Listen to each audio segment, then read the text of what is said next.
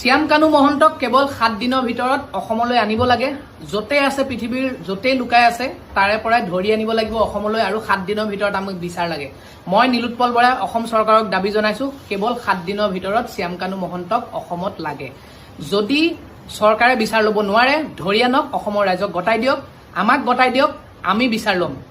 যোৱা 10, 12, 15 বছৰে জুবিন গাৰ্গক চুহি খাই এই ফেষ্টিভেলবোৰ ৰঙালী নৰ্থ ইষ্ট ফেষ্টিভেল এনেধৰণৰ ফেষ্টিভেলবিলাক যেতিয়া আৰম্ভ কৰিছিলে তেতিয়াৰ পৰাই জুবিন দাক সদায় এনেকুৱা ধৰণৰ আৱেগিক কথা কয় যে এই ফেষ্টিভেলটো আমি পতাৰ উদ্দেশ্য হৈছে অসমৰ আৰু উত্তৰ পূৰ্বাঞ্চলৰ সংস্কৃতি গোটেই পৃথিৱীতে জনপ্ৰিয় কৰা, আৰু তাত সেয়া তেতিয়াহে সম্ভৱ হ'ব যেতিয়া জুবিন গাৰ্গ থাকিব।